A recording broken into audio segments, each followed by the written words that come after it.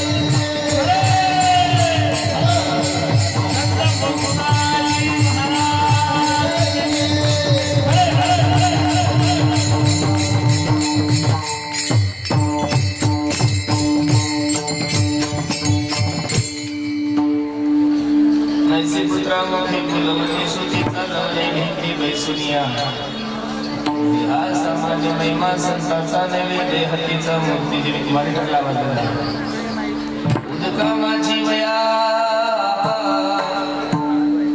ठेवोनी कोरड्या दाखवणी रोकड्या विश्वजनानो हे हा सामान्य महिमा संताचा नैवेद्य हत्तीचा मूर्ती देवी ठेवामणी तीही संगेची चरणी ती नमोधरणे नवलकोन नो हे हा सामान्य महिमा संताचा नैवेद्य हत्तीचा मूर्ती देवी योंत प्रविश मम वाचनिमां प्रसुतां संजीवेत् किल शक्तिधर स्वदां अन्यावच हस्तचरण श्रवणत्वगादि प्राणावो भगवते पुरुषाय तुभ्यं महायोग पीठे तटे भीमलथ्यामर पुण्डरीकाय धातुं मुनीन्द्रैः समागत्य तिष्ठन्तमानन्दकन्दं ब्रह्मलिङ्गं भजे पाण्डुरङ्गं पाण्डुरङ्गा करो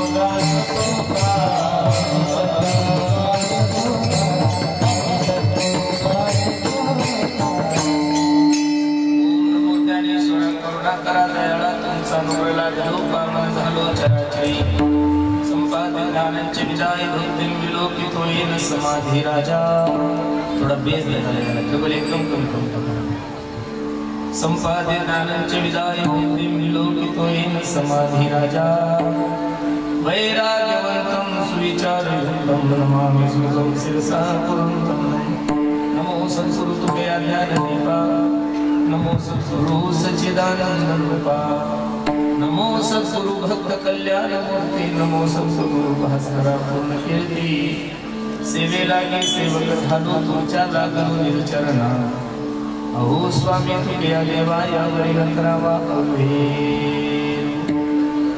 मैसे पुत्रा मुखे बोलवणे श्रुती चालवणे विनती वैसुनिया हे हा सामान्य महिमा संताचा नैवेद्य हतीचा मूर्ती देवी संगीत करतोय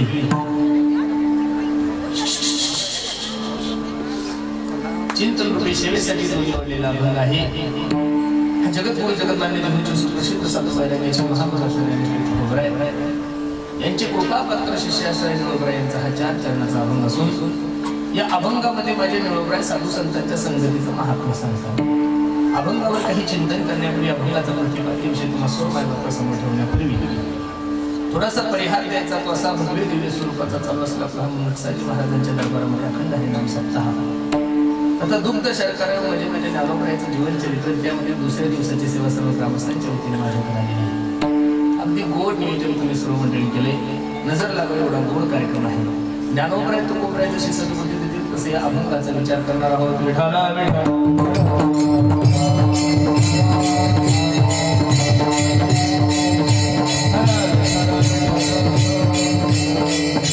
आपण सर्व भाग्यवान मंडळी आहात की तुमच्या माझ्या जीवनामध्ये हा सुवर्णयोग तुम्हाला निमारा प्राप्त झाला. बहुत सुकृताची जोडी म्हणून विठ्ठली काहीतरी पूर्वजन्मीचा ठेवा असल्याशिवाय काहीतरी पूर्वजन्मीची पुण्य असल्याशिवाय माणसाला कीर्तन भागवत रामायण आवडत नाहीये. तुका म्हणे होता ठेवा तो या भावा काहीतरी पूर्वजन्मीचं पुण्य केलंय माय बाप तुम्ही आणि मी म्हणून एवढ्या थोर महात्म्याची सेवा करण्याचा योग माझ्या तुमच्या आणि माझ्या जीवनामध्ये प्राप्त झाला. अभंग निळोबरायचा 4 चरणाचा आहे. प्रबल कमी करता याचे सूर नाही वाजलं पाहिजे. सूर वाजता सूर नाही वाजलं पाहिजे. अभंग निळोबरायचा 4 चरणाचा आहे. अभंगामध्ये माझे निळोबराय साधू संतांच्या संगतीचं महात्म्य सांगतात. तुम्ही जेवढी शांतता देसाल तेवढं सुंदर कीर्तन करण्याचा प्रयत्न करू. कोणी निळोबराया जगद्गुरु तुकोबरायचे कृपापात्र शिष्य निळोबराय. गुरु शिष्याच्या शास्त्रामध्ये अनेक प्रकारच्या जोड्या सांगितलेल्या आहेत. त्यामध्ये प्रामुख्याने 3 जोड्या मी तुमच्या समोर ठेवतो. पहिली जोडी मच्छिंद्रनाथ आणि गोरक्षनाथाची 1, दुसरी जोडी माझ्या निवृत्तीनाथ दादाची आणि ज्ञानोबरायची 2 आणि तिसरी जोडी माझ्या जगद्गुरु तुकोबरायची आणि निळोबरायची. गुरु कसा असावा शिष्य कसा असावा या 3ही जर जोड्या पाहिल्या तर याच्यात कोण शिष्याचं नातं तुम्हाला कळेल. गुरुचा आणि शिष्याचं नातं सांगत असताना कबीर महाराजांनी एका ठिकाणी खूप गोड वर्णन केलंय पहा. गुरु तो ऐसा चाहिए जो शिष्य को कुछ ना मांगे, शिष्य तो ऐसा चाहिए जो गुरु को सब कुछ देगा. ए दादा, त्याला गुरु माने की जो आपल्या शिष्याच्या संपत्तीवर डोळा ठेवत नाही एक, आणि त्याला शिष्य माने की तो आपलं सर्वस्व गुरुच्या चरणी विलीन करतो. पण 2025 मध्ये बहुतांशी असे गुरु शिष्य पाहायला भेटत नाही महाराज. गुरु तर एवढे हलकट झाले की शिष्य भेटला त्याला कापायचं करतात. पंक्तीनं कापतील, वरतीनं कापतील, कोणत्या का माध्यमातून शिष्याला कापायचा प्रयत्न गुरुचा असतो. आणि जो गुरु शिष्याच्या संपत्तीवर डोळा ठेवतो,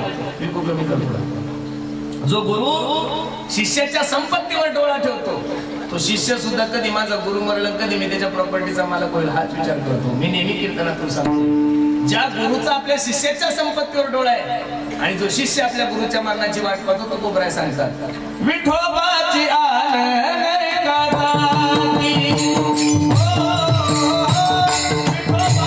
आनंद गाजाती, हो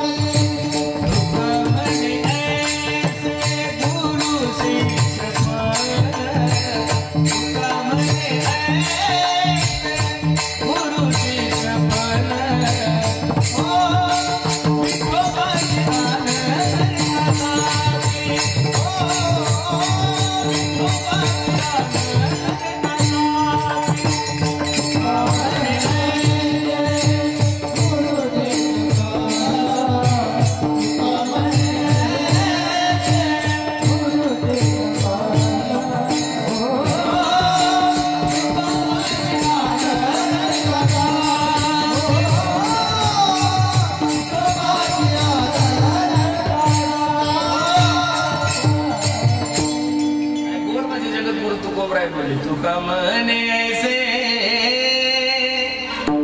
गुरु शिष्यपणा, विठोबाची आन नरका जाती. मायबाप, गुरु कसा असावा आणि शिष्य कसा असावा याचं मूर्तिमंत उदाहरण या 3 जोड्यामध्ये आहे. मच्छिंद्रनाथ आणि गोरक्षनाथ रस्त्याने जात असताना एका मायमाऊलीच्या घरी वडी केलेली होती. वड्याचा सुगंध मच्छिंद्रनाथाला आल्यानंतर मच्छिंद्रनाथाने गोरक्षाला सांगितलं, गोरक्षा, ए गोरक्षा, वडे खाण्याची इच्छा झाली, गुरुजी चला आश्रमावर व्यवस्था करतो. मच्छिंद्रनाथ आणि गोरक्षनाथ आश्रमावर आल्यानंतर गोरक्षनाथाने भिक्षेची जोडी घेतली, त्या मायमाऊलीच्या दारात गेले. ए माय, अलग निरंजन भिक्षाम देही. आता दररोजच गोरक्षनाथ भिक्षेसाठी येत होते. त्या मायमाऊलीने ताटामध्ये कोरडा शिदा घेऊन आली. तो कोरडा शिदा पाहिल्यानंतर गोरक्षनाथांच्या डोळ्याला घाला लागल्या. ए आई, ए माय, आज कोरडा शिदा नको ग, तुझ्या घरी जे वडे केलेले त्यातले 2 वडे माझ्या गुरुजीला दे. आता ती मायमाऊली काही धार्मिक नव्हती, तिला काही महाराज लोकांविषयी आवड नव्हती, नास्तिक होती ती सहजच बोलून गेली, तुझ्या गुरुजीला बरं चांगलं चांगलं खावं वाटतं. काही लोक एवढे नास्तिक आहे महाराज. नास्तिक माणसाचं वर्णन करत असताना भागवतामध्ये एक श्लोक खर्च केलेला आहे. यदा वेदेषु देवेषु गोषु प्रेषु साधुषु धर्मीमयी विद्वेषु सवाषु नश्यति. जो वेदाला मानत नाहीये, जो शास्त्राला मानत नाही, जो धर्माला मानत नाही, त्याला नास्तिक म्हणा. काही माता मावल्यांना महाराज लोक पाहिले की पोट सोडून तुम्हाला म्हणजे काही घेणं नसतं, देणं नसतं. त्यांना महाराज लोक पाहिले की उगं त्यांच्या डोक्याची तिडक येते महाराज. त्यांना काय होतं काही कळत नाही. त्या नागपूर जिल्ह्यामध्ये माझी एका ठिकाणी कथा होती. त्या गावामध्ये एक नास्तिक मायमाऊली अशी होती, ती कीर्तनाला नाही, हरिपठाला नाही, कथेला नाही, बसणार नाही, कशालाच नाहीये. आणि आमचं नशीब एवढं खराब की तिच्याच घरी आमच्या नाश्त्याची व्यवस्था होती, तिच्या घराशी. आता आम्ही सकाळी स्नान वगैरे केले, सगळ्यांनी पांढरे शुभ्र कपडे घातले ना, मी तिच्या घरासमोरून चाललो. आता तिनं आम्हाला पाहिल्यानंतर 1 नाही 2 नाही 2 दिवशी भांडी आदळली. म्हणे माय बोक्यात दऊत आला. काय म्हणली? बोक्यात दऊत आला. मी शेजारी पाहिलं, कुत्र दिसत नाही, मांजर दिसत नाही, बोक्या दिसत नाही. म्हणली कोणाला? आमच्या तब्बलजीला म्हणलं, का बे इथं तर कुत्राही नाही, मांजर नाही, बोक्या नाही. ती म्हणली कोणाला? तो हळूच मला म्हणे, बाबा ती आपल्यालाच म्हणली, चला म्हणे कोण बरोबर आहे का? नास्तिक विचाराची ती मायमाऊली होती. का बे तुझ्या गुरुजीला परत चांगलं खावं वाटतं. गोरक्षनाथांच्या डोळ्याला धरा लागल्या. ए माय, कधी नव्हत माझ्या गुरुजीने मला 2 वडे मागितले ग, आणि 2 वडे जर मी माझ्या गुरुजीला देऊ शकलो नाही तर माझ्या शिष्यत्वाच्या नात्याला कलंक लागेल मला. गुरुविषयी असणारं प्रेम, गुरुविषयी असणारी श्रद्धा, गुरुविषयी असणारी तळमळ पाहिल्यानंतर त्या मायमाऊलीच्या मुखातून शब्द निघून गेला, ए गोरक्षा, किती प्रेम करतो तुझ्या गुरुजीवर. गोरक्षनाथाच्या मुखातून निघून गेलं, ए आई, मी माझ्या गुरुजीसाठी प्राण द्यायला तयार आहे. क्षणाचाही न विचार करता त्या मायमाऊलीने सांगितलं, एवढं जर प्रेम तुझ्या गुरुजीवर करतो तर एक डोळा काढून दे मला, त्यावेळेस मी तुला वडे देते. क्षणाचाही न विचार करता डोळा काढला, त्या मायमाऊलीच्या हातात त्याला वडे घेऊन आश्रमात आले. एक हात डोळ्याला, दुसऱ्या हातात वडे. मच्छिंद्रनाथ वडे खायला लागल्यानंतर मच्छिंद्रनाथाने प्रश्न केला, ए गोरक्षा, काय झालं डोळ्याला. काही नाही गुरुजी, रस्त्याने येत असताना थोडी काठी लागली त्याच्यामुळे वेदना होत आहेत. परत विचारलं, ए गोरक्षा, खरं सांग काय झालं. काही नाही गुरुजी, रस्त्याने येत असताना थोडी काठी लागली त्याच्यामुळे वेदना होत आहेत. परत विचारलं, ए गोरक्षा, सांग ना दादा, डोळ्याला काय झालं. डोळ्याचा हात काढला तर डोळाच नव्हता. मच्छिंद्रनाथाने वडे खाणं थांबवलं. काय झालं बाळा. काही नाही गुरुजी, मी ज्या मायमाऊलीकडे वडे आणण्यासाठी गेलो त्या मायमाऊलीने मला प्रश्न केला, किती प्रेम करतोस गुरुजीवर. मी सांगितलं, मी माझ्या गुरुजीसाठी प्राण द्यायला तयार आहे. गुरुजी, त्या मायमाऊलीने मला डोळा काढून मागितला, मी डोळा तुमच्यासाठी देऊन टाकला. मच्छिंद्रनाथांच्या डोळ्याला दाहा लागल्या. ए वेड्या, 2 वड्यासाठी कुठं डोळा काढून देत असतात का. गोरक्षनाथ रडायला लागले आणि गुरुजींना सांगू लागले, गुरुजी, त्या मायमाऊलीने 2 वड्यासाठी फक्त आणि फक्त माझा 1 डोळा काढून मागितला. त्या तुमच्या 2 वड्यासाठी त्या मायमाऊलीने माझी मान कापून मागितली असती तरी मी तुमच्यासाठी दिली असती. एवढं प्रेम आहे माझं तुमच्यावर. आता मला एवढं सांगायचं, ज्या मच्छिंद्रनाथासाठी गोरक्षनाथ डोळा काढून देतात ते मच्छिंद्रनाथ काय तुमच्या माझ्यासारखे खेकडे जाणारे गुरुजी असतील का महाराज. मच्छिंद्रनाथ होते ते कमंडलूतलं पाणी हातात घेतल्याबरोबर डोळ्यावर शिंपल्याबरोबर डोळा जसाच तसा झाला. इथं बसणाऱ्या सगळ्या लोकांना माझी विनंती आहे, असले उदाहरण फक्त कीर्तनात ऐकत जा, प्रॅक्टिकली करून बघायचे. नाही तर आमच्यासारख्या एखाद्या भोंदू महाराजांच्या नादी लागसाल आणि डोळा काढून द्याल. 2025 मध्ये कोणत्याच महाराजांमध्ये एवढी ताकद नाही राहिली बरं. डोळा घेऊन जासाल आंधळे होसाल तुम्ही, त्याच्यामुळे महाराज लोकांकडे ताकद राहिलेली नाही. दुसरी जोडी माझ्या निवृत्तीनाथ दादाची आणि ज्ञानोबरायची. निवृत्तीनाथाने ज्ञानोबरायचं वर्णन करत असताना एका वाक्यात सांगितलं, गुरु शिष्य परा सिद्धीने माय बापे आम्हा त्या गेले. जेव्हा महाराजांच्या मुखातून तुम्ही ज्ञानोबरायचं चरित्र श्रवण करणार, मला काही सांगायची गरज नाहीये. तिसरी जोडी माझ्या निवृत्त तुकोबरायची आणि निळोबरायची. माझ्या सद्गुरूने माझ्या मस्तकावर हात ठेवावा, माझ्या सद्गुरूने माझ्या मस्तकावर हात ठेवा, माझ्यावर कृपा करावी. याच्यासाठी 42 दिवसाचं अनुष्ठान करणारे म्हणजे निळोबराय. तुकाराम तुकाराम तुकाराम तुकाराम तुकाराम तुकाराम तुकाराम तुकाराम. तुकोबराय आलेच नाही. पांडुरंग परमात्मा विटीवून उतरला निळोबरायच्या दारात. ओ निळोबराया, अहो 42 दिवस झाले अन्न पाण्याचा त्याग केलाय. निळोबराय जर काही बरं वाईट झालं तर लोक काय म्हणतील. निळोबरायने डोळे उघडले, जगाच्या मालकाकडे पाहिलं, सांगितलं, येथे तुझं लागी बोलावी कोणी, येथे तुझं लागी बोलावी